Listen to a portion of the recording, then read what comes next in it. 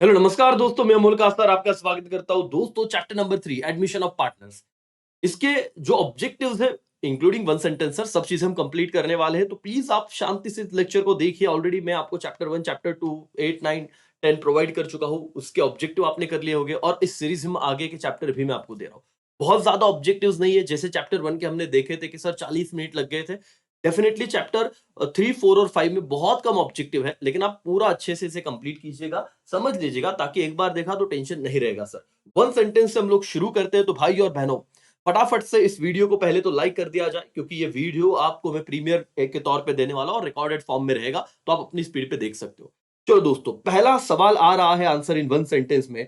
What is mean by reconstitution of partnership? अब जिन्हें ये नहीं पता बेटा, ये समझ लीजिए। रिकंस्टिट्यूशन का मतलब क्या होता है सर? कि एडमिशन, रिटायरमेंट, डेथ, है ना। अगर दो पार्टनर है और तीसरा पार्टनर ऐड हो रहा है, तो बट ऑब्वियस सी बात है, उनका प्रॉफिट शेयरिंग रेशियो चेंज हो जाएगा।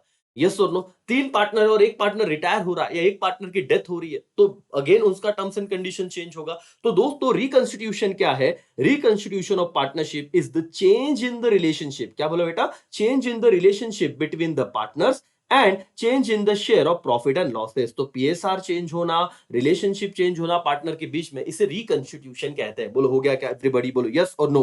यस सर करके। तो रिकंस्टिट्यूशन, अगर 1 मार्क्स के लिए सवाल आया तो बिल्कुल मत डरिए, आपका 1 मार्क्स डन हो गया। और बिल्कुल अपने ओन वर्ड में लिख सकते हो सर, एज इट इज रटने की कोई जरूरत नहीं है। टेक्स्ट बुक निकालिए, चैप्टर 3 पे जाइए और इस क्वेश्चन को डन कर दीजिए।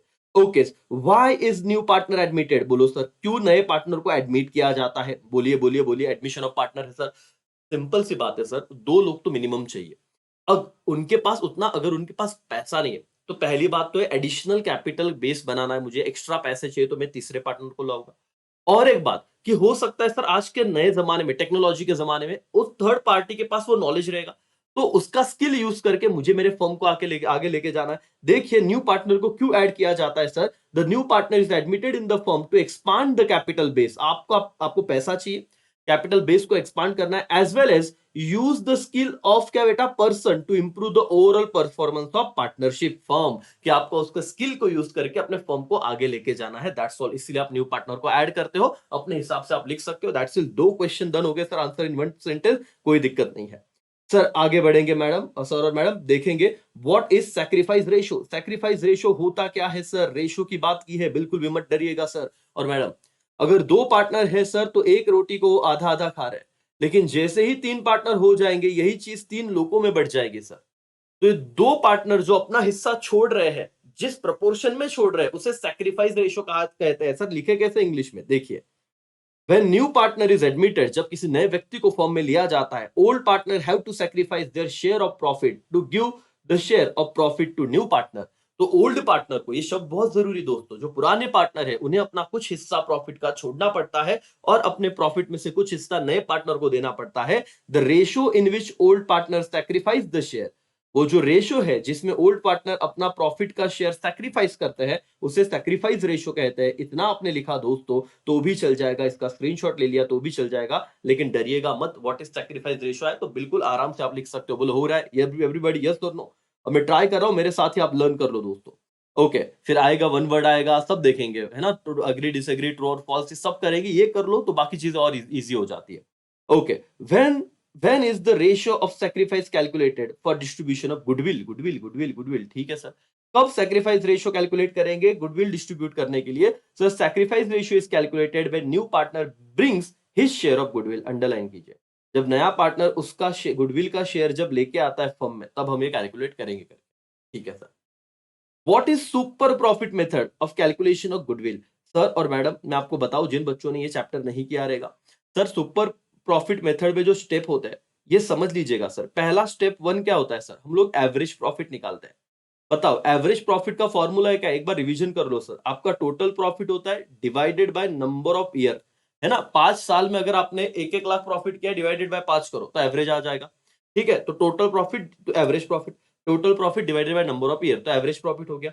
स्टेप 2, सर स्टेप 2 में आप क्या निकालोगे? आपका नॉर्मल प्रॉफिट निकालोगे सर, है ना। मतलब इसमें क्या है, आपको याद है वो कैपिटल एम्प्लॉयड है, capital employed into normal rate of return, ये ऊपर आने वाला है कहीं ना कहीं। और आपने आई थिंक सो इसका 1-2 सम तो सॉल्व किया ही रहेगा।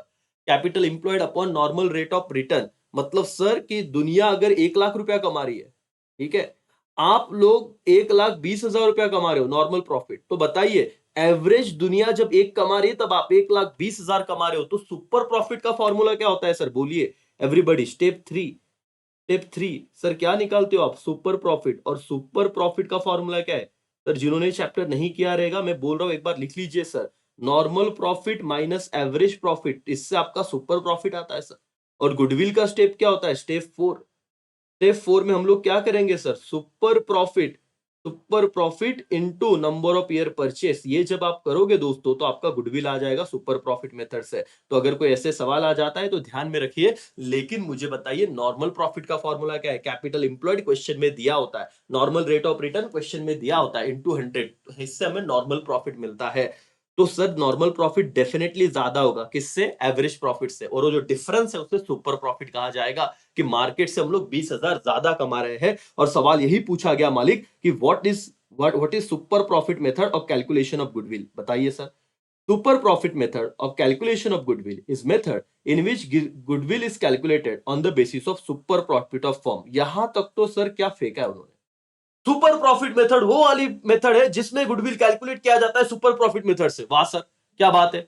Okay. Super profit are the profit earn over and above the average profit. तो ये बात हुई सर। एवरेज प्रॉफिट नॉर्मल, देखो बेटा, आप लोग जो लोग कमा रहे हो उससे ज्यादा आप थोड़ा एक्स्ट्रा जो कमा रहे हो उसे क्या कहेंगे? Super profit. अपने हिसाब से भी लिख दिया आपने कि नॉर्मल प्रॉफिट आप 1,20,000 एग्जाम्पल दे के लिखा ओन वर्ड में, तो भी पूरे मार्क्स मिलेंगे सर। एवरेज प्रॉफिट है कितना? 1,00,000। नॉर्मल प्रॉफिट आपने उसी के एरिया में कमाया 1,20,000, जो एक्स्ट्रा का 20,000 आपने कमाया उसे सुपर प्रॉफिट कहता है।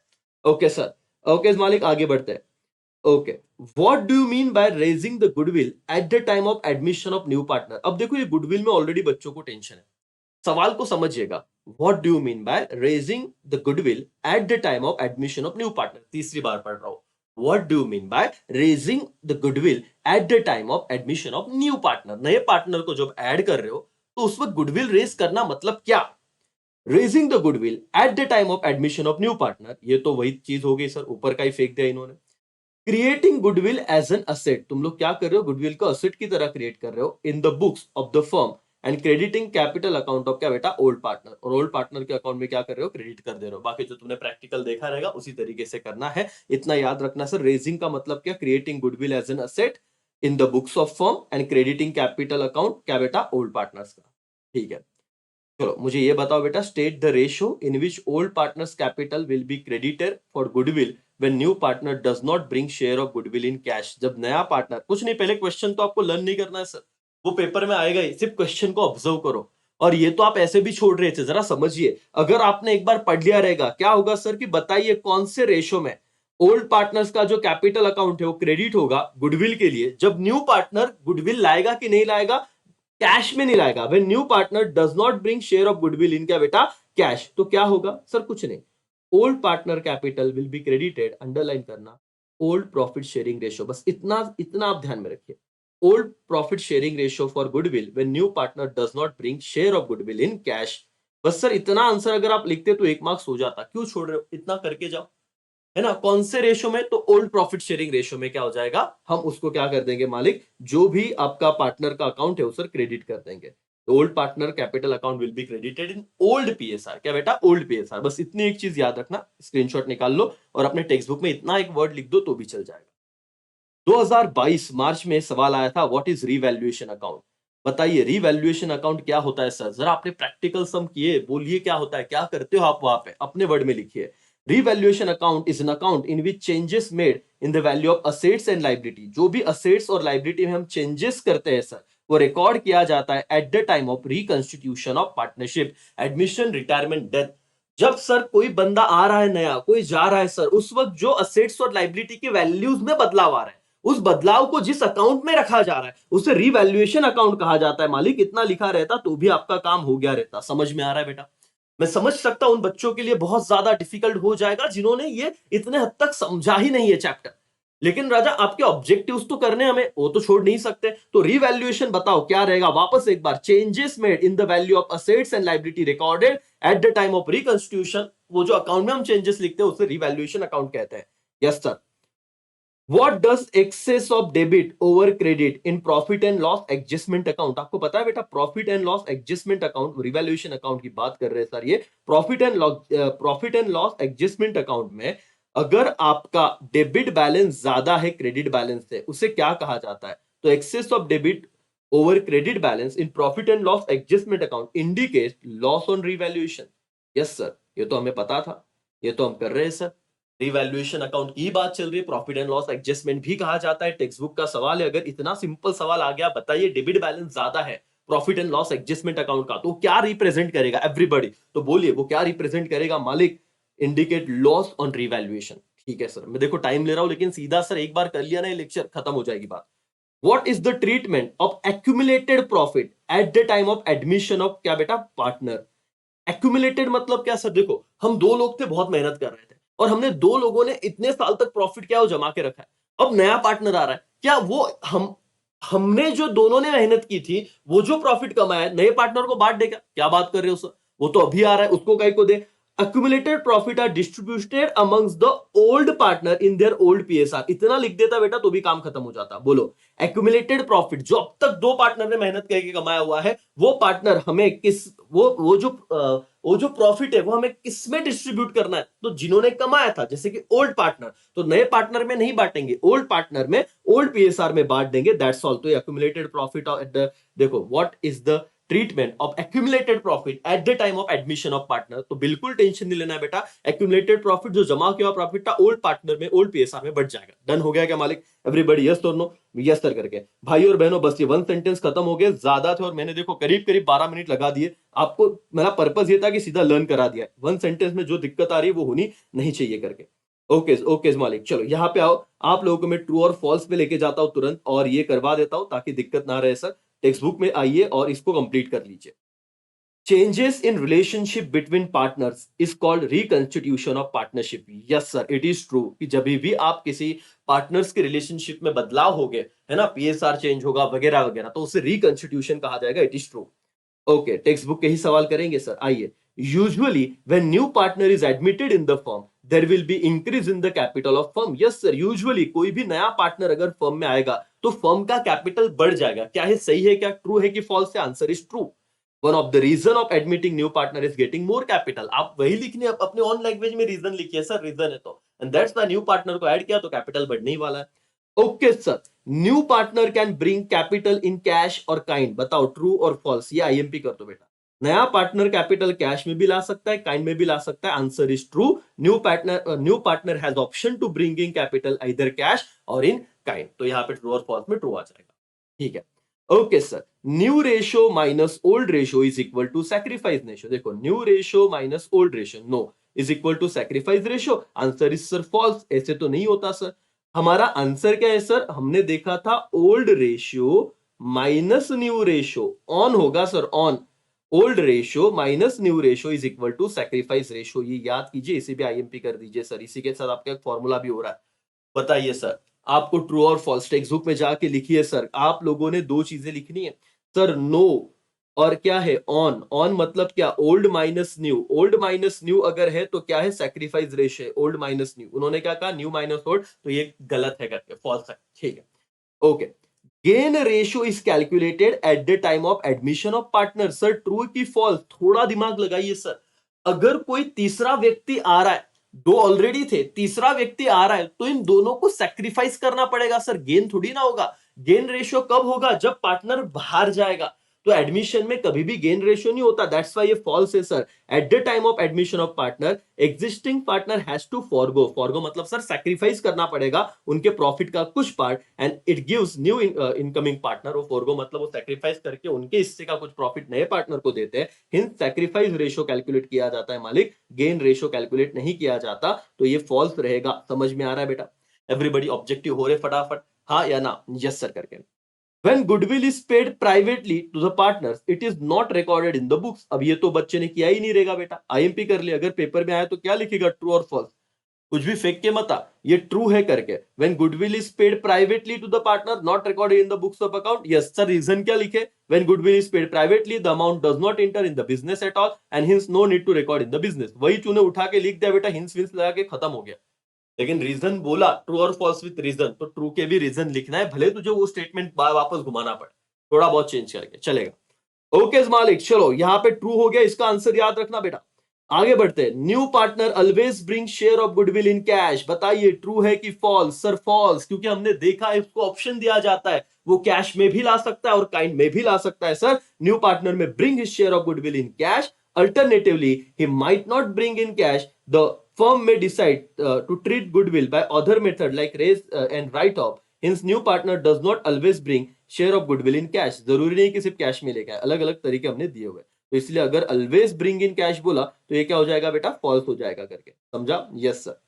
Okay, when goodwill is return of, goodwill account is debited. Sir अगर ज्यादा तुम्हें कंसेप्चुअली नहीं पता तो इस चीज को, इस लेक्चर को बहुत अच्छे से देखो सर, आपके ऑब्जेक्टिव बन जाएंगे, प्रैक्टिकल में भी काम में आएगा sir. When goodwill is return of, तो गुडविल अकाउंट को डेबिट दिया जाएगा कि credit? Sir answer is credit.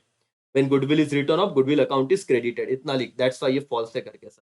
Debited बोला तो false होगा, समझ में आ रहा है बेटा एवरीबॉडी? यस और नो? Yes sir. सर बहुत फास्ट हो रहा है, इससे पहले कभी नहीं किया। उन बच्चों को हो सकता है सर कि देखो एक्सप्लेनेशन का ज्यादा वक्त नहीं है, फिर मैं ट्राई कर रहा हूँ कि तुम्हें बार बार बता के वो चीज याद कराओ, है ना? अगर यही साल भर होता तो कुछ और कर सकते थे, लेकिन अभी वक्त नहीं है, तो टू द पॉइंट याद रखो, कॉन्सेंट्रेशन से लेक्चर देखो और खत्म करो एक बार का। Okay sir. Cash and bank account is credited when goodwill is withdraw by old partner. Old partner ने अगर गुडविल को विथड्रॉ किया, क्या किया बेटा? विथड्रॉ किया, तो कैश और बैंक अकाउंट को क्रेडिट देंगे। तूने चैप्टर नहीं पढ़ा तो ये वाला आंसर याद रख, ट्रू। और अभी इससे आगे प्रैक्टिकल में भी याद रखना कि जब भी कैश विथड्रॉ किया जाएगा, है ना, तो क्या होगा सर? कैश अकाउंट को सॉरी कैश अकाउंट को क्रेडिट दिया जाएगा when goodwill is withdraw, goodwill को विथड्रॉ किया जाएगा ओल्ड पार्टनर से, तो कैश और बैंक अकाउंट को क्या दिया जाएगा sir? Credit, that's all, true. तो रिवैल्यू रीजन में वही लिखने का, बाकी कोई टेंशन नहीं लेने का। Revaluation profit is distributed amongst the partner including new partner, ये बताओ सर, ये वेरी वेरी इंपॉर्टेंट है, ये फॉल्स है सर। दोस्तों प्रैक्टिकल आपने किया है, रिवैल्यूएशन में नए पार्टनर में आने से पहले, अब आने के बाद जो चेंजेस हो रहे हैं, ठीक है, तो पार्टनर को ऐड करना है, लेकिन आपने पहले असेट में चेंजेस कहां पे रिकॉर्ड किए? रिवैल्यूएशन अकाउंट में। तो रिवैल्यूएशन अकाउंट का जो भी प्रॉफिट लॉस आता है वो किस में बटता है? सिर्फ ओल्ड पार्टनर में। न्यू पार्टनर को देते हैं क्या? नहीं देते। तो यहां पे लिखो revaluation profit is on account of increase और decrease in the value of assets और लायबिलिटी बिफोर एडमिशन। ठीक है, पार्टनर आने के पहले हम ये कर लेते हैं sir. Hints it is distributed among the old partner only, तो ये ओल्ड पार्टनर्स में ही बटेगा करके। इतना समझ में आ रहा है एवरीबॉडी? यस और नो, हाँ या ना? ओके, रिवैल्यूएशन का प्रॉफिट किस में बटेगा? न्यू पार्टनर में कि ओल्ड में ही? तो ओल्ड में ही बच जाएगा करके सर। ठीक है, चलो मेरी आवाज आ रही सब तक एवरीबॉडी? वीडियोस को लाइक कमा रहे सर, फटाफट से बढ़ा दीजिए लाइक। ओके सर, आगे ये खत्म हो गया। चलो ट्रू और फॉल्स डन हो गया। एक बार वापस से आप अगर देखना चाहते हो, 2 बार एक लेक्चर देखिए, खत्म हो जाएगा scene sir. Okay, find odd word, जो एग्जाम के पहले देख रहा है एक बार भी ना, फिर कंसंट्रेशन के साथ देख। General reserve, creditor, machinery, capital. बेटा ये तो बहुत सिंपल है, जनरल रिजर्व, क्रेडिटर, कैपिटल, ये सब लाइबिलिटी साइड वाली बात है, मशीनरी असेट्स साइड वाली बात है। That's why machinery odd word हो जाएगा तेरा। अक्टूबर 2021 में एक सवाल आया था दोस्तों, ध्यान से देखिए। Increase in furniture, patent return off, increase in bills payable, ये देख रहा था क्या हो रहा है? Sorry, decrease in furniture, asset asset कम हुआ, पेटेंट रिटर्न ऑफ, यहाँ पे भी असेट कम हुआ, इंक्रीज बिल्स पेबल, लाइबिलिटी बढ़ा, तो ये सब रिवैल्यूएशन अकाउंट के कौन से साइड को आता है बेटा? देखो, ठीक है, क्रेडिट्स और डेबिट साइड को। और आरडीडी क्या है बेटा? ये आ जाएगा तुम्हारा क्रेडिट साइड को। आरडीडी रिटर्न मतलब लाइबिलिटी कम हुआ, तो आरडीडी रिटर्न ऑफ ये तेरा ऑरवर्ड होगा, क्योंकि others are debited to revaluation account. तो ये समझना पड़ेगा सर, इतना ध्यान से। अगर आपने ऑब्जेक्टिव जिन्हें बहुत अच्छे, प्रैक्टिकल जिन्हें अच्छे से आते हो, ऑडवर्ड ढूंढ लेगा, लेकिन एक बार पढ़ के जाना तो पड़ेगा सर। कैसे? जिनको कुछ भी नहीं आता, तो मालिक याद रखना, एक चीज याद रख, असेट डिक्रीज हो रहा है, patent return of asset decrease हो रहा है, लाइबिलिटी इंक्रीज हो रहा है, तो ये सारी चीजें आपके रिवैल्यूएशन अकाउंट के डेबिट में चला गया, और रिटर्न ऑफ जो किया है आरडीडी, वो क्रेडिट में चला गया। तो दैट्स व्हाई ये क्या हो गया? Odd word. ठीक है sir. Super profit method, valuation method, average profit method, fluctuating capital method. तो आपका ऑड वर्ड क्या हो गया बेटा? Fluctuating capital method. Why? Because बाकी के जो मेथड है वो गुडविल डिटरमाइन करने के मेथड से करके। क्या इतना हुआ क्या? बोलो एवरीबॉडी, यस और नो? तो ये अगर आ गया तो याद रखना राजा, super profit, valuation method, average profit, ये गुडविल कैलकुलेशन करने के मेथड है, तो आंसर होगा फ्लक्चुएटिंग कैपिटल मेथड, ये ऑड वर्ड होगा करके। दैट्स ऑल दोस्तों। तो आपने यहां तक ट्रू और false, odd word, one sentence, जो मेन पार्ट था वो कंप्लीट कर लिया है भाई और बहनों। अब सिंपल सिंपल चीजें रह गई है, जिससे आपका लेक्चर अब जल्द ही खत्म हो जाएगा। बताइए sir, old minus new on, अगर ये इसका आंसर क्या आएगा, is equal to dash dash ratio, क्या रेशो हो जाएगा बेटा, सैक्रिफाइस रेशो, ठीक है sir. The proportion in which old partner make sacrifice, बताइए the proportion in which old partner make sacrifice, उसे सैक्रिफाइस रेशो कहेंगे, जिस प्रोपोर्शन में ओल्ड पार्टनर क्या करते हैं, सैक्रिफाइस करते हैं। सिंपल सिंपल सी बात है, एक बार सिर्फ देखना है। Reputation of business measure in terms of money, उसे क्या कहा जाएगा, गुडविल कहा जाएगा सर। सिंपल सी बात है बेटा, एकदम सिंपल चीज है, आप पढ़ते रहो, आपके मार्क्स जाएंगे नहीं अकाउंट में। एक बार सिर्फ रीड करने की बात थी। Name the method of the treatment of goodwill well new partner will bring his share of goodwill in cash, बताओ कौन सा मेथड है सर, प्रीमियम मेथड। नहीं पढ़ा रहेगा सर थियरी, इतना एक चीज याद रख रहा था, दो बार कर ले। Name the method of treatment of goodwill where new partner bring his share of goodwill in cash, premium method. दो बार पढ़, तीन बार पढ़, अभी समझ, पहली बार समझ, खत्म कर, डन कर, बाकी टेंशन नहीं लेना है सर। ओके ओके, आगे जाएंगे sir. Okay, method under which calculation of goodwill is done on the basis of extra profit earn over no normal profit, normal profit से ज्यादा तुमने कुछ अर्न किया है सर, उसे क्या कहेंगे, सुपर प्रॉफिट मेथड। क्या कहेंगे बेटा, super profit method. Okay, capital employed क्या रहेगा sir, capital employed into normal rate of return into 100, तो इसे क्या कहेंगे, हमने देखा ना, नॉर्मल प्रॉफिट। आईएमपी कर लो इसे, नॉर्मल प्रॉफिट। सर ये तो मैंने अभी बताया था, सुपर प्रॉफिट मेथड से अगर आपने गुडविल कैलकुलेट किया रहेगा तो उसका स्टेप नंबर 2, नॉर्मल प्रॉफिट कैसे निकालते हैं, capital employed into normal rate of return divided by 100, तो आंसर क्या होता है, normal profit. That's all sir. The ratio in which general reserve is distributed to old partner, old partner में general reserve कौन से रेशियो में distribute होता है सर, तो ओल्ड पीएसआर। अगेन इसको एक बार शांति से देख लो सर, जो जनरल रिजर्व है, आपको पता है ना, जनरल रिजर्व आया तो आप लोग पार्टनर्स कैपिटल बनाते हो, उसमें कहां पे डालते हो सर, आप लोग पार्टनर्स कैपिटल के क्रेडिट साइड को ओल्ड पीएसआर में डालते हो, तो पूछा कौन से रेशियो में जनरल रिजर्व डिस्ट्रीब्यूट होगा ओल्ड पार्टनर में, तो ओल्ड पीएसआर। खत्म सर। ओके भाई और बहनों, आई होप आपको समझ में आ रहा है, मदद हो रही है। Profit and loss account balance appearing on the liability side of balance sheet, बताइए sir, profit and loss account balance appearing on the liability side of balance sheet, उसे अनडिस्ट्रीब्यूटेड या accumulated प्रॉफिट कहा जाएगा, वो भी हम डिस्ट्रीब्यूट कर देते ओल्ड पार्टनर में, ठीक है। Okay sir, okay sir. An account open to adjust the value of assets and liability at the time of admission of partner, बताओ जो हम लोग एडजस्ट करते हैं value of assets and liability को, उसे क्या कहा जाता है, प्रॉफिट एंड लॉस एडजस्टमेंट या रिवैल्यूएशन, कोई भी नाम लिखो सर चलेगा, कोई दिक्कत नहीं है। ऐसा कौन सा अकाउंट होता है जिसे ओपन किया जाता है असेट्स एंड लाइबिलिटी के वैल्यू को एडजस्ट करने को at the time of admission of partner, तो रिवैल्यूएशन अकाउंट लिखा तो भी चलेगा, P and L adjustment account लिखा तो भी चलेगा। ओके दोस्तों, okay, account open for revaluation of assets and liability October 2021 का सवाल है, वही है, प्रॉफिट एंड लॉस एडजस्टमेंट या रिवैल्यूएशन करके, दिक्कत नहीं है। Account which is debited when partner take over the asset, IMP कर लो सर। जब पार्टनर असेट को टेक ओवर करेंगे, क्या करेंगे, टेक ओवर करेंगे, तो कौन से अकाउंट को डेबिट दिया जाएगा, पार्टनर्स कैपिटल या पार्टनर्स करंट अकाउंट को क्या दिया जाएगा बेटा, डेबिट दिया जाएगा, जो भी बन रहा है। Okay sir, that's all. यहाँ पे आपके ये वाली चीज भी खत्म हो गई, अब आपको बहुत सिंपल चीजें रहेगी बेटा। ये देखो, ये वाला चीज में इस पे कैलकुलेशन वाला वीडियो अगर बना पाया टाइम के अंदर तो चल जाएगा, नहीं तो 1 माइनस मेथड करके ना आप लोग ये कर सकते हो, करके देखो। 1 माइनस न्यू पार्टनर का रेशियो क्या था, 1/5, तो आप लोगों का कितना ये आंसर आ जाएगा, 4/5 करके, ठीक है। ये याद रखो, जो न्यू पार्टनर लाए, मेरा एकदम सिंपल तरीका है सर, बाकी छोड़ दो, बाकी हमें करना है, इसमें मैं टाइम नहीं गलाने वाला करके। तो जो मेरे दो पार्टनर थे, कौन बेटा, अनुज और ईशान, ये दो पार्टनर का पीएसआर क्या था, 3:2, ओल्ड पार्टनर है, तो अनुज को लिख देता हूं मैं 3/5, और ईशान का क्या होगा, 2/5।